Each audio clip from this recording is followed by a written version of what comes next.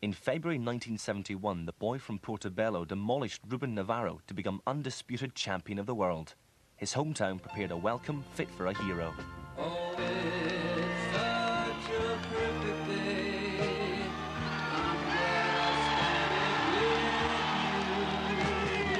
with you. Oh, such a perfect day. You just keep me hanging on. They're all 4 and 5 deep on the street and everything, like, you know, all the way from the airport to Edinburgh. It was absolutely fantastic. You just couldn't move in Edinburgh, like, you know. It was unbelievable that night. You can't see it in words, can you? It was just brilliant. It was fantastic, like, you know. It put goose pimples on top of goose pimples for me, like, you know, and it was brilliant to see Edinburgh turning out like that. When I think about that coming back, just before we get in, the pilot come over to Hanoi and he says, we have well-known people aboard the plane. I'd like them to stay seated until such time as the plane's been emptied, because there's a lot of people waiting to see them. On the plane, there was a lot of disc jockeys, Jimmy Savile, Tony Blackburn, all these people. But then the waiters come up and say, excuse me, because she didn't know who they were, like, you know. Is there any chance you get out of the plane, like, you know? And they were going, no, that's what I'm talking about. He said, no, no, no. It's Ken Buchanan, he's the world champion.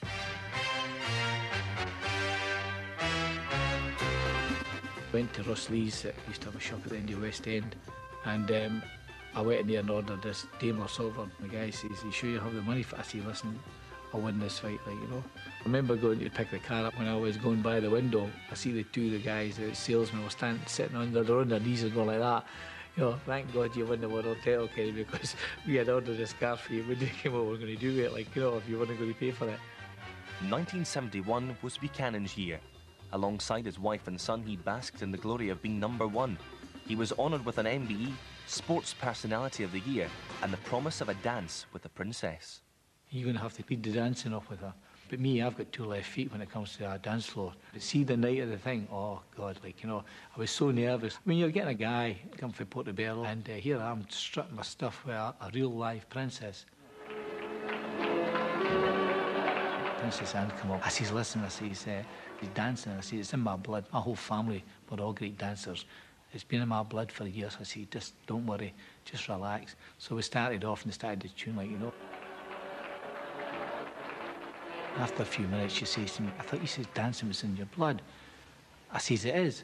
She says, well, you must have very bad circulation because it hasn't reached your feet yet. Growing up in Portobello in the 1950s proved a tough training ground for the future world champion. I mean, at school I was the only boy at a boxing club, like, you know, and I mean, no, I'm only 8-year-old, but they used to come in and challenge me at school, like, you know, and I ended up fighting. In fact, I used to come home and most parents would say to their son, like, you know, well, did you get a lot of homework tonight and did you do good at school today? No, that never happened with me. My dad used to say to me when he come in for his work, well, son, many fights were you in today? Buchanan stood out from the other kids. In disputes, he always let his fists do the talking. When he describes his childhood and tells you with great vehemence that he felt the whole world was against him, especially the neighbouring children, the neighbouring parents. He was quite bitter about that. While he was champion of the world, he was still inclined to recall the rough times he had been given in the streets around the prefab where he was brought up. Encouraged by his father, Buchanan joined the Sparta Amateur Boxing Club in the winter of 1953. I used to go along to the Sparta Club. There was no heating in it. And sit for 2 hours in a freezing cold gym. Ken used to be the first one into the club and the last one to leave. Representing Scotland, the youthful Buchanan boxed all over the world. Turning professional in the summer of 1965, he still had it all to prove. I underestimated him very much when he turned pro. I always thought he'd be too much of an amateur style. But I'd underestimated, A, that he took a punch well, and also he could hit a lot harder. I always thought he was the pretty boxer all the time, the amateur, but he wasn't. He turned into a really hard pro. 5 years after turning pro, Buchanan packed his trademark tartan shorts and jetted off to Puerto Rico for the biggest challenge of his life.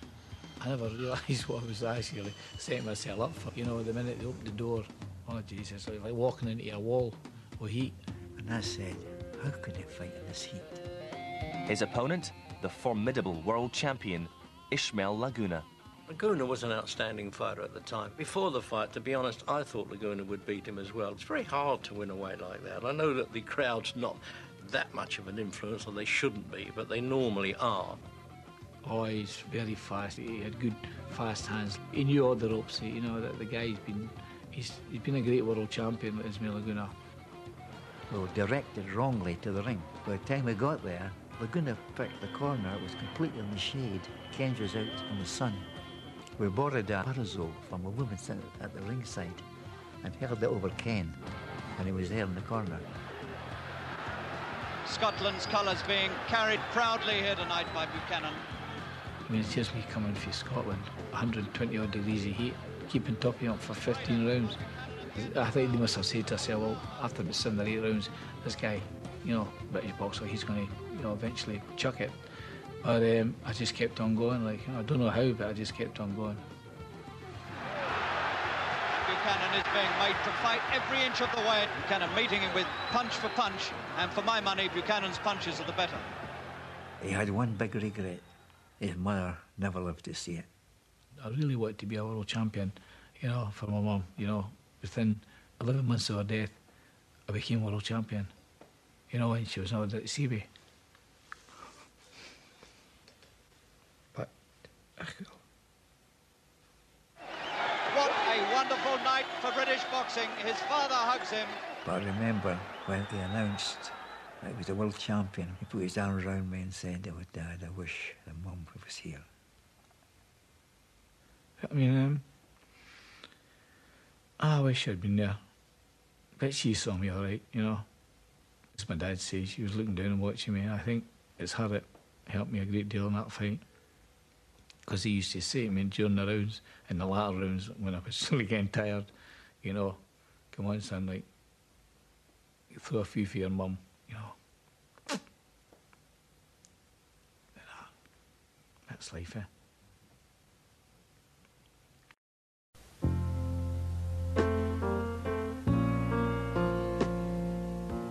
People had said to us, "Wait till you get back to Edinburgh.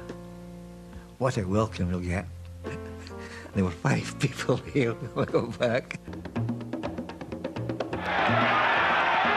And he's stopping it. It's all over. The world lightweight champion, Ken Buchanan of Edinburgh, has stopped his van. Confident and preparing for a fight in New York, Buchanan came face to face with the formidable boxing legend, Muhammad Ali. When I won the world title, I took a fight at Madison Square Gardens, and I was top of the bill. And Ali was undercarded to me. Angelo Dundee come up to me and he says to me, "Kenny," he says, "do you mind if Ali shares your dressing room?" I said, "You're joking, away you go." I said, "Don't be daft." He said, "No," he said, "honest to God, they've not got one, honest." I says, "Ah, well, last time you can come in." I said, "But I'll tell you, all that lot's not coming as well." You know, I'm talking about like about 40 handlers, like, you know, standing behind him, about 7'6", like, you know. I said, "They're not all coming in." And I drew a line with a piece of chalk down the floor.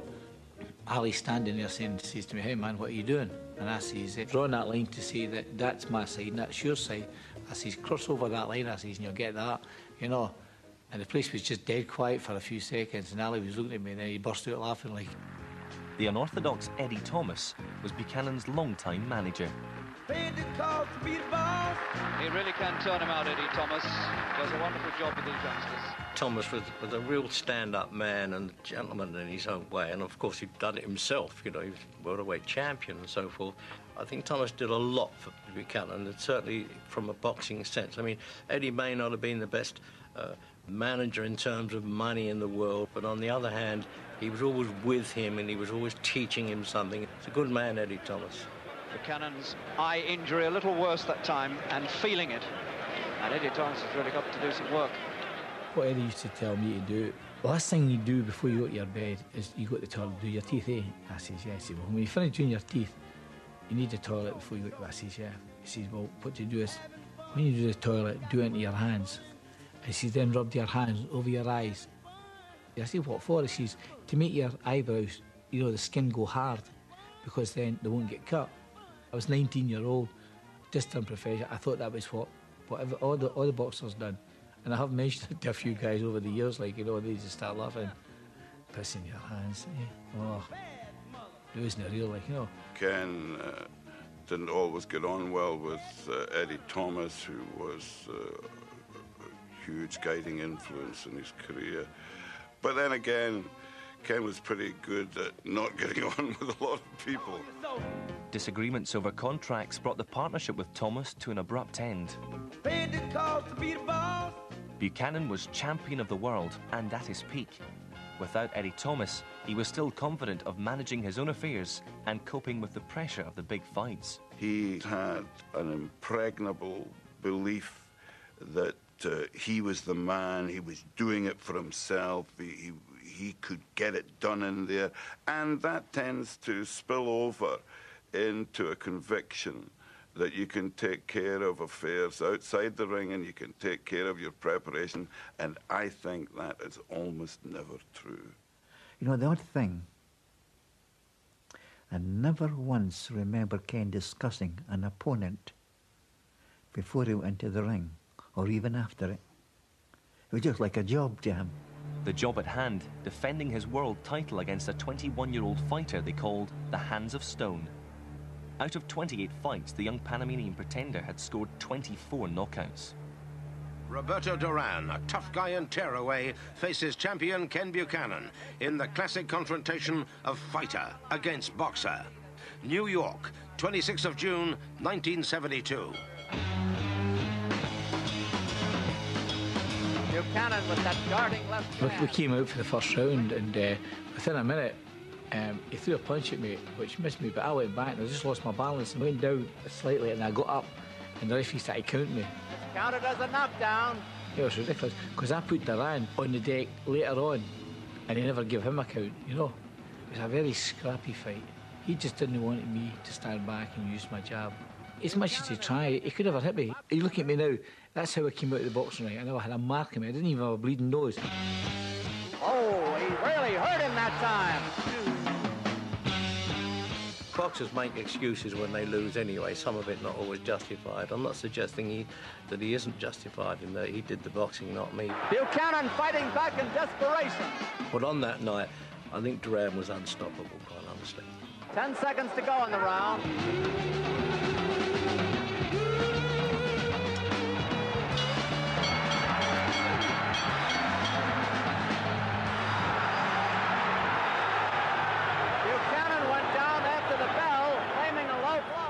It was referee Johnny Lobianco's first world title fight. Holding his groin.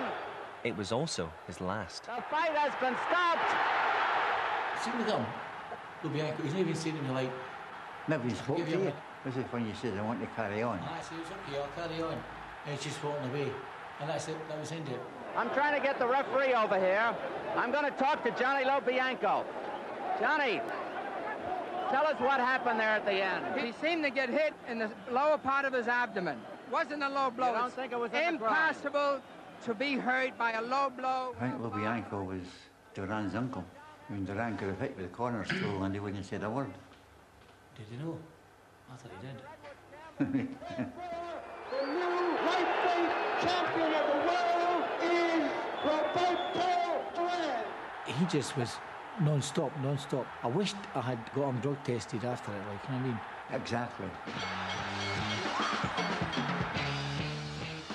Last year, I got a photograph for the Hall of Fame, and it's a cracker because I'm standing with my hands up, and the referee's got his hand on Duran's shoulder. You know, the bell's gone.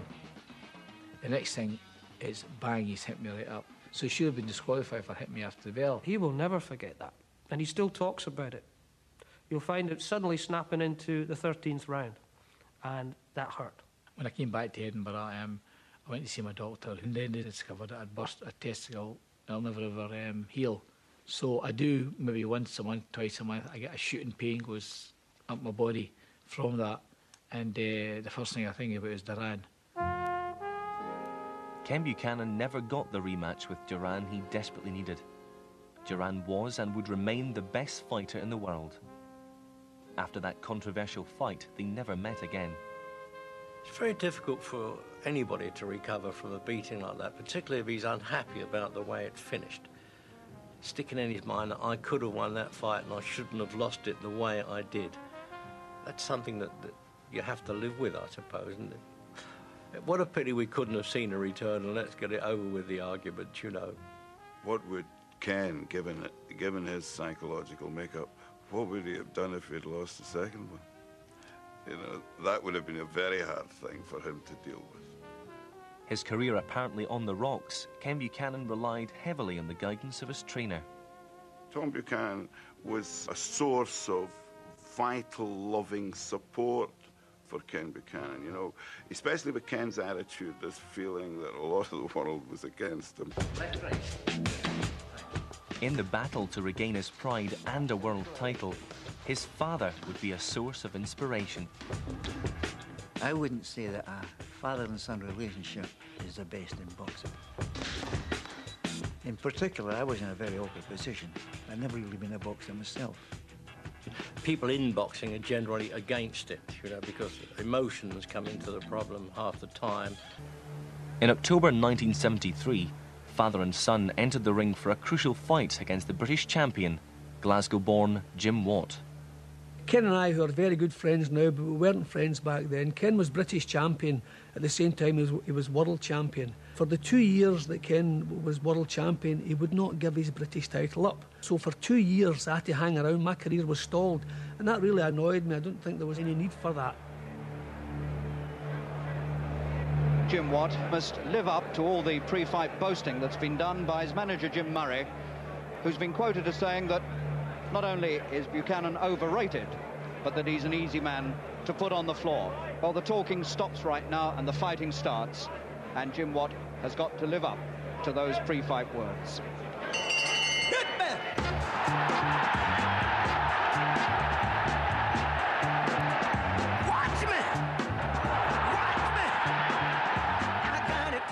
Jim had a southpaw as a professional. I never got beat with a southpaw in my life.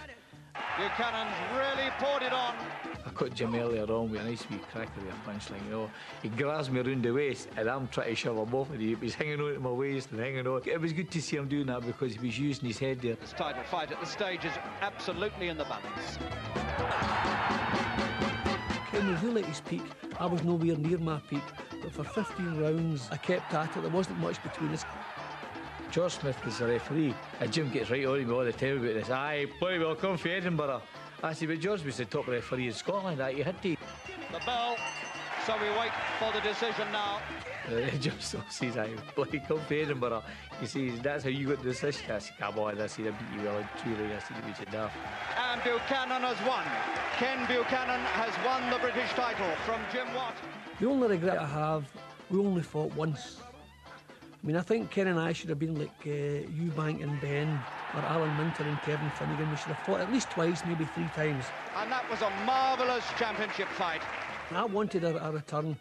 I can see Ken's point. He was making more money over in the States for easier fights. So in his position, probably I wouldn't have wanted little Jim Watt either. When it comes to Buchanan and Watt, we should just be glad that we had the two of them and that we can go on exercising our talent for boasting about our fighters in bars across the world. Ken Buchanan did go on to retain his European title, but failed to win back his cherished world crown. With his best fights behind him, he retired in the summer of 1975. 3 years later, his marriage was on the rocks. Together since they were teenagers, Ken and Carol had 2 young children. As part of the divorce settlement, he was forced to sell his Edinburgh hotel. By now, Buchanan was drinking heavily. My wife came back after being on holiday and she asked me for a divorce, like, you know. Okay, it sort of really, you know, peeved me off a wee bit, like, you know, but I thought, well, to hell, like, you know, why don't I just go back into boxing, like, you know. You have a sportsman who knows nothing but his sport all his life. So when his life goes wrong and he needs some more money, he has to go back to source. Ken had to do that, and he was past his best. So it wasn't the same Ken Buchanan that we're all coming on over the years. Boxing's been in my blood since 1953, since I was 8-year-old, and I found it very difficult to give it up. In 1981, with his eyesight impaired, the British Boxing Board of Control withdrew his fight licence. Buchanan fought on, taking illegal fights for quick cash. At the time he did it, I knew him quite well, and I actually said to him, why are you doing this? And he said, well, I need the money. He did put himself into another public and he did extend his career, but not the way that I think most people would like to remember Ken Buchanan. Not fighting in little clubs in Ilford and the dives in London. We don't want to remember him as the man that fought 3 unlicensed fights. On the 25th of January 1982, Ken Buchanan threw his last punch in a professional career spanning 68 fights. The last line, there we are in that dressing room. Ken said, I better get a move on here and get the sleeper. It's my turn to have the children tomorrow. That's how the reality of his life was connecting with that extraordinary dream of his prime when he'd been the best lightweight in the world.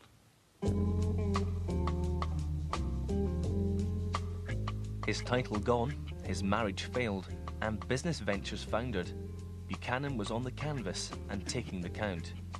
It was very sad when Buchanan hit the wilderness years, wasn't it, really? What happens, I think, with quite a lot of boxers is that they lose their building up of the youth time, don't they? In that little period between, say, 16 and 20, they haven't been young, they haven't done anything. So they miss that, and then they start doing it in their late 20s, and that's when they often turn to drink. It's you, it's always been you, it's always been in you. He's got a big self-destruct button. A lot of people have walked away from the life of Ken Buchanan. Ken Buchanan has suffered from that. Yes, the self-destruct button is there, and it will always come out. Down on his luck, the man who had won and lost everything returned to the trade he'd been taught as a boy in Portobello. I've always enjoyed working on the tools. If I were a lawyer and I went into boxing and I done what I'd done and I decided later on in life I'm going to go back to what I do, well, they go back to being a lawyer. But because I was a joiner on a building site, you know, people thought I was bringing myself down a wee bit, like, you know, but I was quite happy. I was making money and I was as happy as Larry. Boxing had once given Ken Buchanan a world stage. But with the big fights now just a memory, he withdrew from public life. It seemed he was yesterday's man.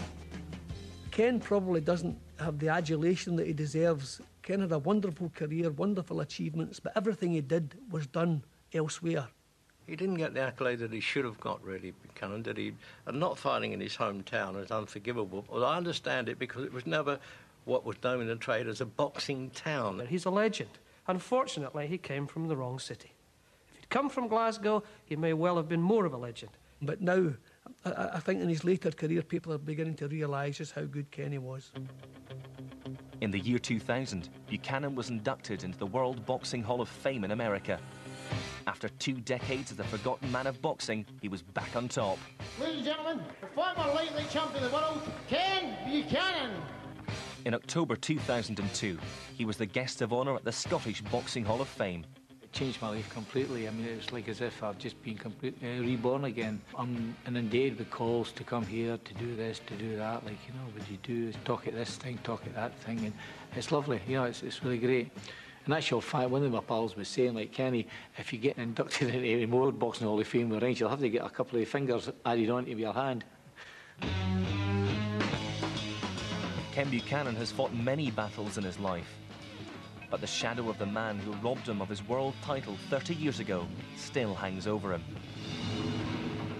You see, Bianco's got a grip of him because the bell's gone, but he's still going on. Surely Bianco, he knows himself. He sees the guys hit him after the bell, I know it. The fight has been stopped, and the winner, Roberto Duran of Panama. His hands of stone. That's how he got that nickname, Hands of Stone, because he... That's where he hit you. He hit me in the stones. When I asked Duran, when he was at his peak as lightweight champion, I said, who's the best fighter you ever fought? Buchanan, he said. And I don't think Ken needs much more of a tribute than that. The king of New York, man, the king of New York. The winner of 4 world titles, Roberto Duran made his fame and fortune from boxing. But what if Ken Buchanan had got his rematch with the Hands of Stone? The guy's been on to be a legend in many ways, like winning world titles at 5 different weights, beating Sugar Ray Leonard and fighting all these guys. They always fantastic, you know. So it was nice to see that the guy that beat me for the title actually went on to be a greater fighter. This year at a boxing event in Newcastle, Buchanan finally got his long-awaited rematch with the Panamanian destroyer, Roberto Duran. Well, it was like when I was in the ring and he was coming into the ring, you know, seeing him standing there, you know, ready to start moving. Then when he came in, he's bobbing and weaving and started to be like yummy. It just brought the shorty back to 1972. But it was nice, had a good laugh. All these years, 30 years, you just got to put it behind you and just get on with life.